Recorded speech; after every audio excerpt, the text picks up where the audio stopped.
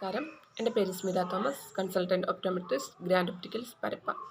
ഇന്നത്തെ ഈ വീഡിയോയിലൂടെ ഞാൻ പറയുന്നത് ആദ്യമായി കണ്ണട ഉപയോഗിക്കുമ്പോൾ ഒരു വ്യക്തി ശ്രദ്ധിക്കേണ്ട കാര്യങ്ങൾ എന്തൊക്കെയാണെന്നാണ്.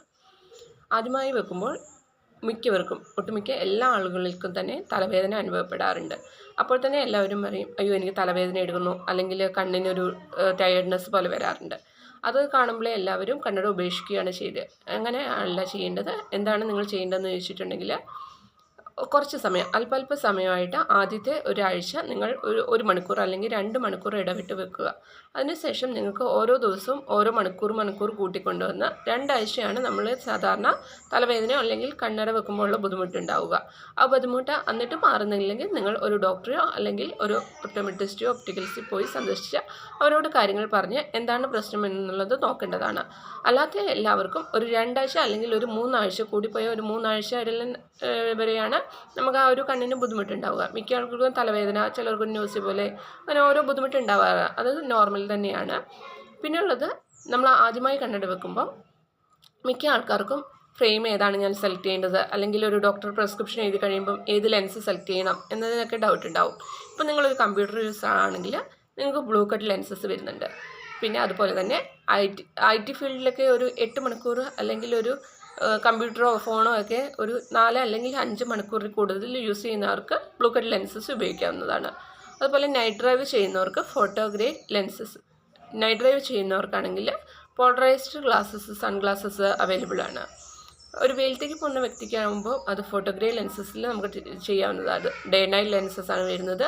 അതെങ്ങനെയാണെന്ന് ചോദിച്ചിട്ടുണ്ടെങ്കിൽ, നമ്മൾ വെയിലത്തേക്ക് പോകുന്ന സമയത്ത് ഗ്ലാസ് നമുക്ക് കൂളിങ് വരികയും നമ്മൾ റൂമിലേക്കോ അല്ലെങ്കിൽ നോർമൽ ഒരു ഏരിയയിലേക്കൊക്കെ, വെയിലില്ലാത്ത ഒരു ഏരിയയിലേക്ക് പോകുമ്പോൾ ആ ഒരു കൂളിങ് മാറുകയാണ് ചെയ്യുന്നത്. അതുപോലെ ചിലർക്ക് ലൈറ്റിലേക്ക് നോക്കുമ്പോൾ ഗ്ലെയറിൻ്റെ ബുദ്ധിമുട്ടുണ്ടാവും. അവർക്കാണെങ്കിൽ നമുക്ക് ആൻറ്റി ഗ്ലെയർ ലെൻസസ് യൂസ് ചെയ്യാം. അപ്പം നിങ്ങൾക്ക് ഏതാണോ ആവശ്യം അത് നിങ്ങളുടെ ജോലിക്ക് അനുസരിച്ച്, നിങ്ങളുടെ ഏജിനനുസരിച്ച് നമ്മൾ ഓരോന്നും പ്രിസ്ക്രൈബ് ചെയ്യുന്നതാണ്.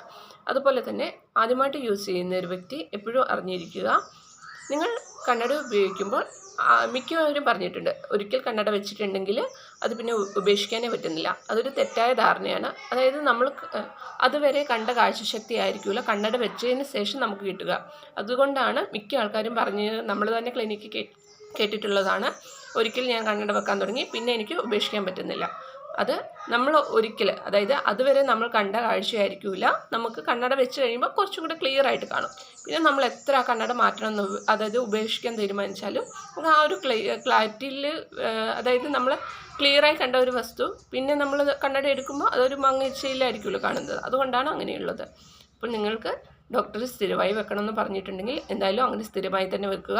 ചിലരോട് നമ്മൾ വായിക്കാൻ മാത്രം വെക്കാൻ പറയാറുണ്ട്. ചിലർക്ക് 6 മാസം വെച്ചാൽ മതി, ചിലർക്ക് 1 വർഷത്തേക്ക് വെച്ചാൽ മതി എന്നൊക്കെ പറയും. അപ്പോൾ ആദ്യമായിട്ട് വെക്കുന്നത് ശ്രദ്ധിക്കുക. കുട്ടികളൊക്കെ ആണെങ്കിൽ 18 വയസ്സിനുള്ളിലാണ് നമ്മുടെ ഞരമ്പിൻ്റെ പൂർണ്ണമായ വളർച്ച എത്തുന്നത്. അപ്പോൾ നിങ്ങൾക്ക് ഡോക്ടർ എത്ര നാളാണോ വെക്കാൻ പറഞ്ഞത് അത് കറക്റ്റായി വെക്കുവാണെങ്കിൽ നിങ്ങൾക്ക് മിക്ക സമയത്തും തന്നെ നമുക്ക് കണ്ണട ഉപേക്ഷിക്കാവുന്നതാണ്. അതായത് നമുക്ക് ആ ഒരു കാഴ്ച തിരിച്ചു കിട്ടാറുള്ള സാധ്യത കൂടുതലുണ്ട്. അതുപോലെ തന്നെ നിങ്ങളിപ്പോൾ ആദ്യമായിട്ട് ഉപയോഗിക്കുമ്പോൾ നിങ്ങൾക്ക് എന്തെങ്കിലും ബുദ്ധിമുട്ട് തോന്നി നിങ്ങൾ കണ്ണട ഉപയോഗിക്കാതിരിക്കുന്നതിന് മുമ്പ് നിങ്ങൾ എന്തായാലും ഒരു ഡോക്ടറോ അല്ലെങ്കിൽ ഒരു ഒപ്റ്റോമെട്രിസ്റ്റോ കൺസൾട്ട് ചെയ്ത് എന്താണ് നിങ്ങൾക്ക് ബുദ്ധിമുട്ട് ഉള്ളതെന്ന് അവരോട് പറഞ്ഞ് അവരുടെ നിർദ്ദേശങ്ങൾ സ്വീകരിക്കേണ്ടതാണ്. ഇന്നത്തെ വീഡിയോയിലൂടെ ഞാൻ ഇത്രയാണ് പറയുന്നത്. നിങ്ങൾക്ക് ഉപകാരപ്പെട്ടവയിൽ ലൈക്ക് ചെയ്യുക, ഷെയർ ചെയ്യുക, സബ്സ്ക്രൈബ് ചെയ്യുക. താങ്ക്